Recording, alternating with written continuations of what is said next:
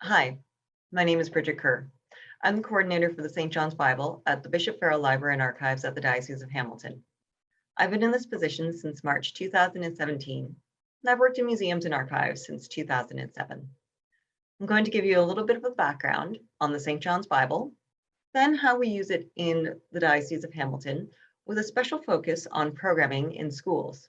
We'll look at our art programming and our facilitation of Visio Divinas, also known as Seeing the Words. So just a little bit of background on the St. John's Bible.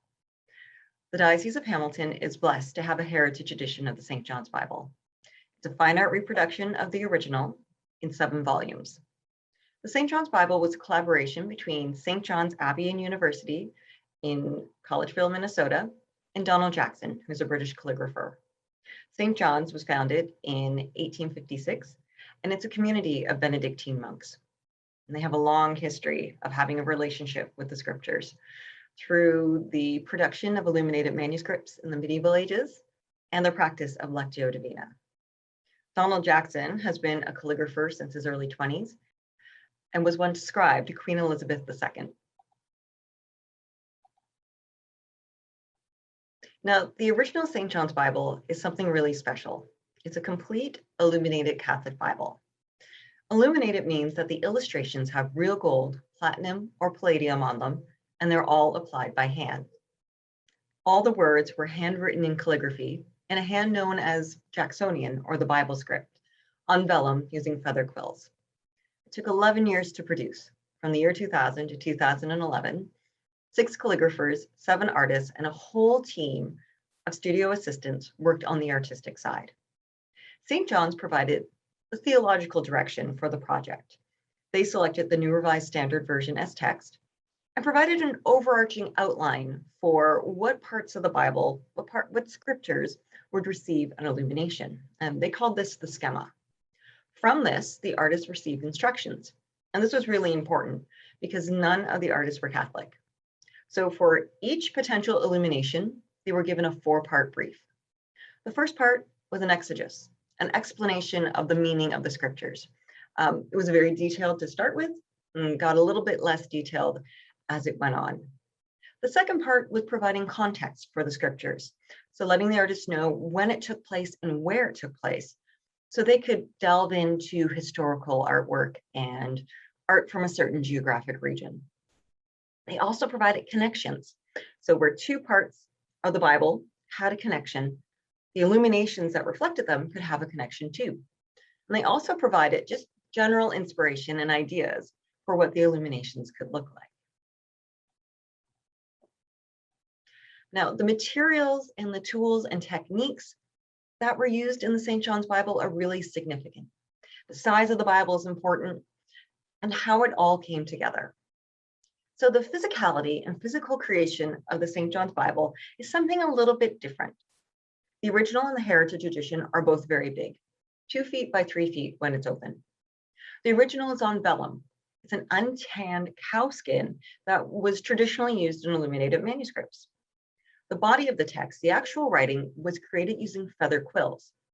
Feathers from turkey, geese, and swans were treated so that they could be cut and used like a pen nib. Each of the scribes had to cut their own nib. Now for the ink itself, the scribes made that every day too. They used ink sticks from the 19th century, ground them in inkstones, added either rainwater or distilled water until they had the consistency and color that they were looking for. Now gold is what makes an illumination an illumination. And the artists used 2 different types of gold. They used shell gold, which is a ground powdered gold that could be turned into a paint when it's added to a medium like fish glue or acrylic. But for applications where they wanted the gold to sit up from the page and look 3D, they used gold leaf over gesso. This is a very traditional technique, and it's what really catches the light.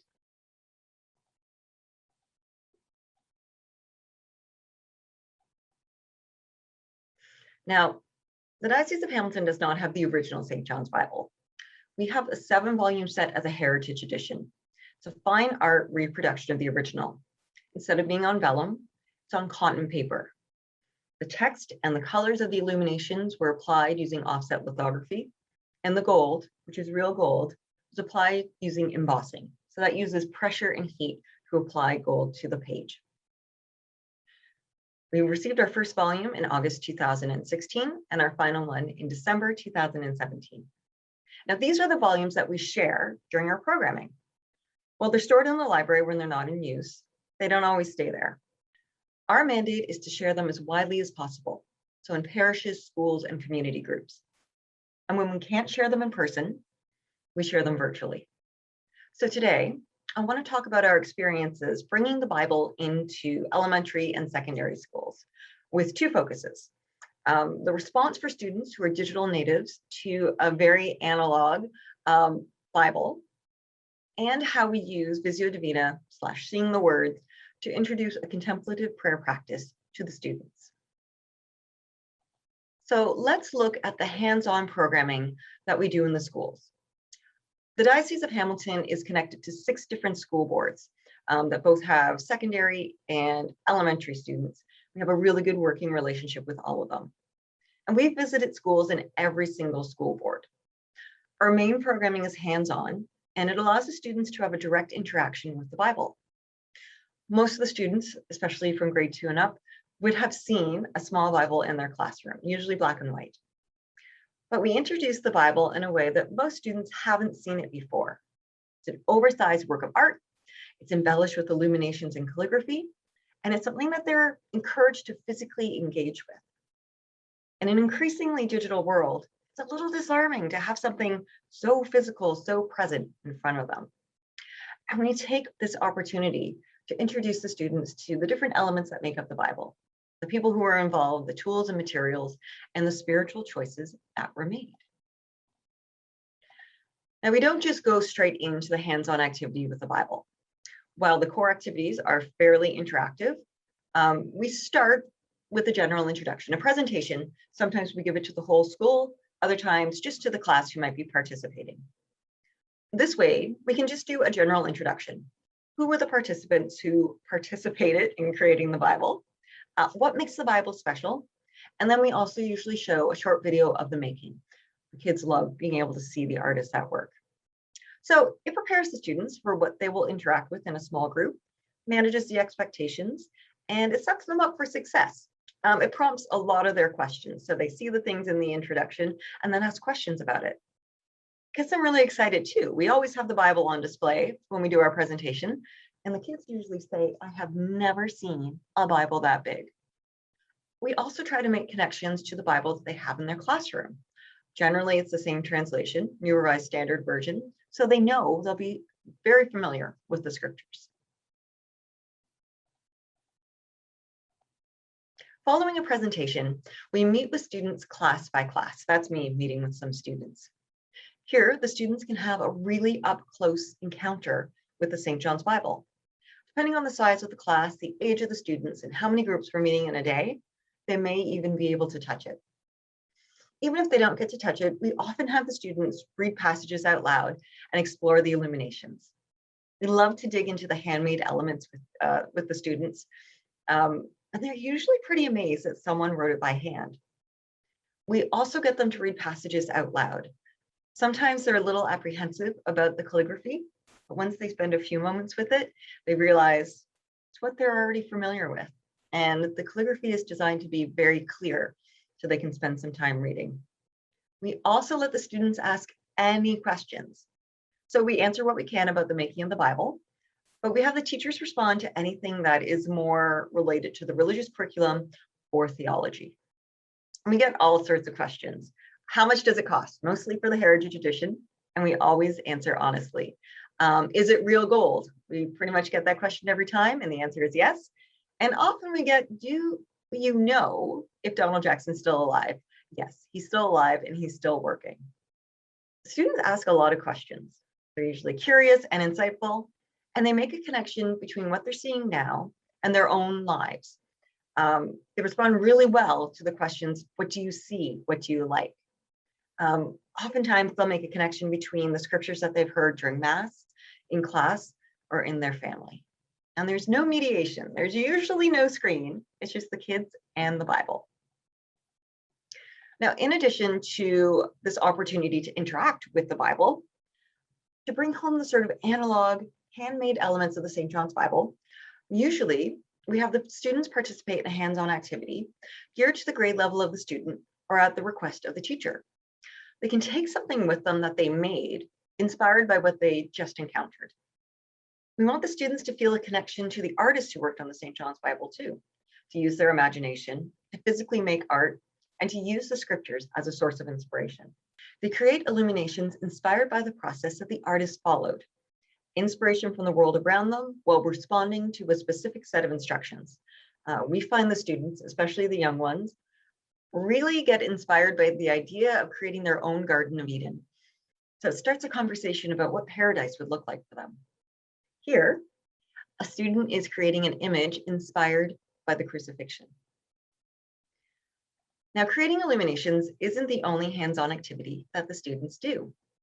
We also have programming that explores the calligraphy of the St. John's Bible. And from there, we have the students create their own versal, which is a decorated capital letter, as well as copying out a verse from the Bible. One of the messier activities that we have the students do is to make stamps. Stamping was one of the techniques that the artists used in the creation of the St. John's Bible. They would design their own stamps, sometimes carve their own stamps, and then use it in multiple parts of the Bible. We have the kids carve foam so they can make a stamp and then use paint. So it's messy, but it's really fun. And we get them to be inspired the way that the artists were inspired in the St. John's Bible. So a lot of the artists would look at art from the Holy Land. So here, for example, at the bottom is a fish stamp that was used in the multiplication of the loaves and fishes. And it was inspired by a mosaic in the Church of the Multiplication in Tabgha in Galilee. And those are my interpretations of the fish. They're very smiley. Now, there's a whole other set of elements in the St. John's Bible that we can explore through programming. One of our favorite programs to run is called Bugs in the Bible. And this is inspired by some of the marginalia in the St. John's Bible. Marginalia just means art that's in the margins, so on the sides of the page. One of the main elements of marginalia that you find in the St. John's Bible is insects. And there's a few reasons why the insects were used. So it helps to explore where the Bible was made. So the artists were based in Wales, and the monks of St. John's were in Minnesota. So a lot of the insects that you see are from those locations. And it helps to remind us that it was real people in real locations that made the Bible, and they were inspired by the world around them. Other insects reflect what's going on in the Bible. So in one section where it talks about Egypt, there's a scarab beetle. We have hands-on activities that are very specific for bugs in the Bible. One is a scavenger hunt. You can see that in the center there. Here we have the students look through the Bible and find the insects, and then they write down the book, the chapter, and the verse where they found them. We don't have them use the heritage edition. We actually have smaller copies called coffee table versions that they look through. But it also helps them to become familiar with how the Bible is organized. On the art making side, we get students inspired by what is around them, just like the artists were inspired by the bugs that were around the studio and the monastery. This is really great in the spring. We send the kids outside and ask them to draw an insect that they find. If there's no bugs, what is blooming in their garden or the trees that are around their house or their apartment? Gets them really into the mindset that the world around them can be inspiration. And we get them thinking about inspiration in other ways too. We ask them to look at some of the illuminations and we talk about what inspired them. So we have, for example, Praise of Wisdom, which is found in Sirach, which was inspired by a coffee cup stain. So you see the circular shapes there, kind of look like a coffee stain. On the right, we have a carpet page from the book of Isaiah. Those wings are inspired by Assyrian art found in the British Museum. They were manipulated on a computer, made into a stamp, and used again and again. We like to reiterate to the students that inspiration can be found everywhere. We also try to pull in members of the community whose work reflects what went on in the St. John's Bible. So we work with a calligrapher named Jan. She's been an active calligrapher for 25 years and has been teaching calligraphy for almost that long. And this helps to explore the hands-on creation. So the students get to meet a real-life calligrapher and see the type of tools that actually went into the creation of the St. John's Bible. They don't just hear about a quill, they can hold it in their hands. They can feel the weight of an ink stick. And they get to see a calligrapher in action, not just an ancient skill, but it's something that people do today, something they could learn. And they can ask questions about the whole practice of calligraphy. And it also helps them to understand how the scribes who worked on the St. John's Bible developed their skills. It wasn't magic or inborn talent. They studied hard, years of schooling, training, and practice. It's definitely something that they could do. Another one of our hands-on activity reflects the reality of hand-making something, called learning from our mistakes. One of the questions we get frequently is, did the artists make mistakes? Did the scribes make mistakes while they were making the St. John's Bible? Because it's a handmade process, yes, they did. There was no spell check, just a sharp knife to erase any small mistakes that they made. So when the scribes were writing, they could actually scrape the ink off the surface and rewrite if they spelt a word wrong or didn't like the shape of a letter. But sometimes they wouldn't catch it on the fly. The scribes were copying from a script, and it's really easy to lose a line in a column. Generally, these weren't caught until the proofreader read through the actual sheets. From there, they couldn't erase a whole column of ink without risking damaging other artwork. So what they would have to do is actually write the missing part at the bottom of a column, and then use a decorative element to indicate where that line needed to go. And this gave an opportunity for a little bit of spontaneity and some really endearing artwork. So here we have a lemur who's helping move a line from the bottom of the page up to where it needs to go. Some of the corrections are really elaborate, like this lemur, and some are also just simple lines. Every single calligrapher made a mistake like this. And it helps to remind the students of sort of the humanity and humility of making a work like the St. John's Bible by hand. Everyone made mistakes, and they needed to have a contingency plan for when that happened. And this also helps the students make connections between themselves and the artist. The artist made mistakes, they made mistakes. The older students will often do peer editing, and the artists also use the help of other people to see if any mistakes needed correcting.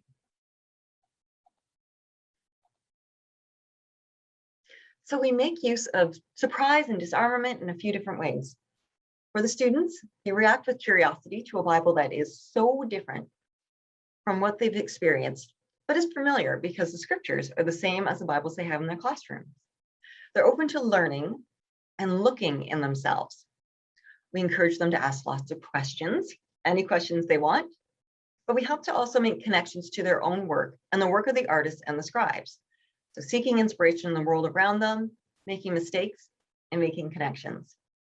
Kids are incredibly curious.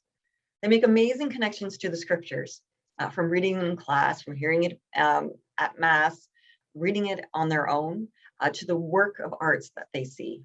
They talk to their classmates and teachers about what they see. They ask others. They dig right in. And surprisingly, or not really surprisingly, they don't have any problems reading the calligraphy. The students very quickly become familiar with what the text looks like and read freely. Walking up to the Bible, though, some of them are like, is this English? And they're a little bit surprised to see that this is just a different way of writing it out. What also helps us engage with students is just the physicality of the Bible. They're not expecting something so big or something to have real gold in it. It's something that they can touch and turn, see the play of light on the page, knock on the wood of the cover. In addition, though, to the hands-on and the art activity, we also facilitate Visio Divinas, also known as Seeing the Words for students. So this is our other stream of programming. It's based on the concept of Lectio Divina, which means divine looking or divine reading. It's inspired by Benedictine practices that have existed since the 6th century, and it's still practiced by the community today. Usually, Benedictine monks dedicate about an hour a day to Lectio Divina. And it ties into other prayer traditions of basically Catholic tradition through the Desert Mothers and Fathers, and having a similarity to icon reading in Orthodox Christianity. While we're doing Visio Divina with the students, it does rely on the outline of Lectio Divina. Lectio Divina is always divided into 4 parts. So Lectio, a slow, deliberate reading of a selected text. It's ruminative, so you let it roll around in your brain, you chew on it. You take the opportunity to reread it, followed by meditatio, which is focusing on one word or passage of the text. Oratio, what does the text mean to me? What are God and I talking about? And contemplatio, letting go and letting God in, without necessarily ruminating on a word or an idea. It's very similar to Christian meditation. Now, St. John's, through their publishing arm, Liturgical Press, has produced what they call Seeing the Word, and that's based on selected illuminations and passages of the scriptures from the St. John's Bible. They provide guides that lead participants through a 4-part process of Visio, Divina, listening to the Word, meditating on the Word, seeing the Word, and praying with the Word. It's generally facilitated in small groups. And there's a lot of encouragement to share what you hear and see and feel. There's an opportunity to share with other participants. A facilitator leads the group through the process, guiding the participants through the 4 parts. Throughout the process, the text is read 3 times. Here, I'll give you the specific instructions on seeing the Word, and you'll see that it reflects what Lectio Divina is. The first part is listening for God's word or a passage that touches your heart, meditating, ruminating on the word, allowing the word or the passage to dwell within, allowing this pondering to invite you into dialogue with God, and then, in the spirit of Pentecost, sharing the word with the group. Seeing, so this is when the illumination is revealed. We start with the scriptures themselves and then connect to the illumination. Now here you return to God's word for the purpose of seeing and hearing. You're looking for Christ in the text. You fix your gaze on the illumination and you ask God to open the eye of your heart and enable you to see what God wants you to see. We ask that people be open to the images, thoughts, and impressions and feelings that come into their awareness. And at the end, there's praying. You pray to God, allowing for the transformation of your being and feelings. And we give God what we find in our heart. We make use of the existing seeing the word in this process, and we create our own using this framework. The students aren't unfamiliar with contemplative prayer. At least 5 of the boards integrate Christian meditation into their schools, and this is an example from the Hamilton Wentworth Catholic School Board. In Christian meditation, the students are instructed to spend their time with God through silent meditation. Often they focus on one word. Maranatha is one of them. So it's being present in the moment, sitting with God, praying without words. It's usually short, about 5 minutes and multiple times a week, and it's solo prayer. So it does contrast with seeing the word, which is in a group and it's very vocal. But it's not unfamiliar. The students already have been introduced to the idea of contemplative prayer.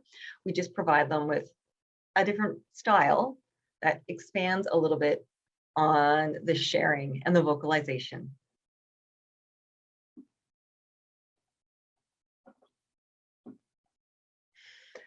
Seeing the words are generally facilitated to older students, usually from about grade 6 and up. It's really, really popular in confirmation retreats with a focus on the Pentecostal illumination that you can see on the left. In schools, creation is also very popular. Try to use images that are already familiar to students, so passages of the Bible that they might be familiar with.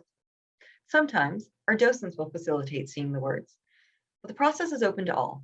We've had parish ministers, chaplains, and teachers all facilitate seeing the words, especially in relationship to confirmation. Generally, a parish minister will facilitate a seeing the word for the Confirmande. We're always happy to see how the students respond to a new way of praying. They're open to sharing their thoughts, and they always go beyond the surface image and words. So let's think about how the students respond to seeing the word. So I talked to some of my docents and other staff members just to see what the response has been after they have facilitated seeing the words for students.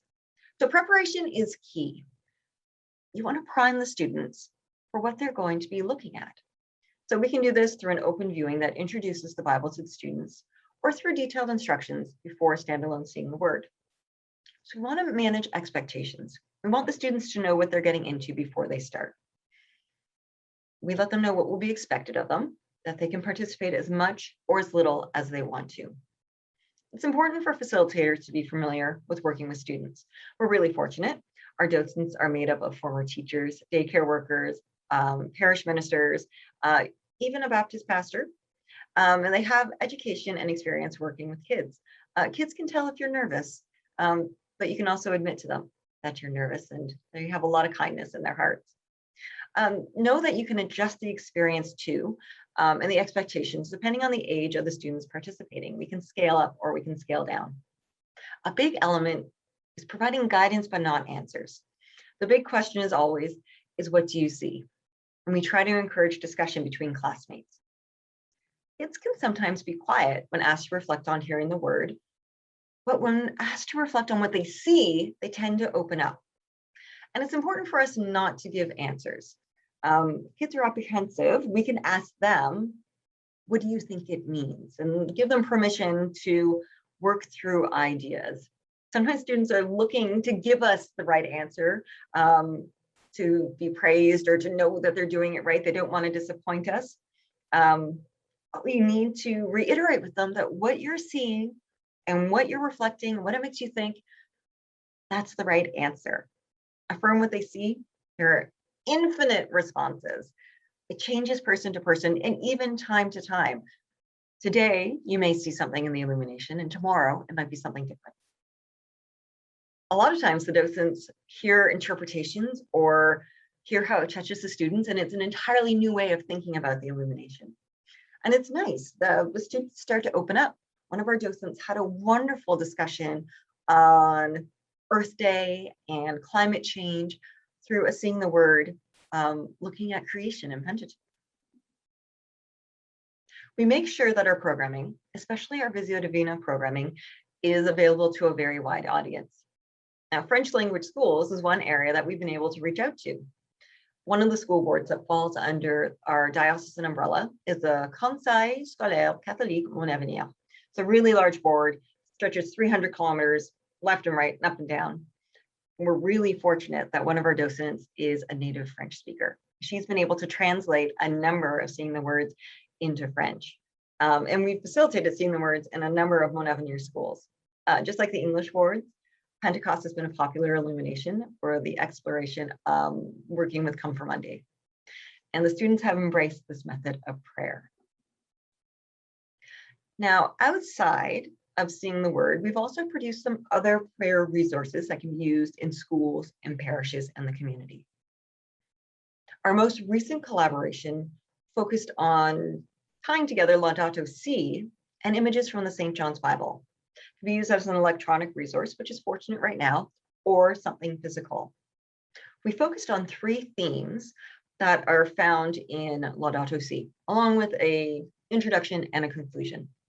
So the themes are family, community, and dignity of the human person, divine creation, and science and technology. We worked with a number of offices in the Diocese of Hamilton to produce this resource. We also produced Lenten and Advent resources tying together illuminations and prayers.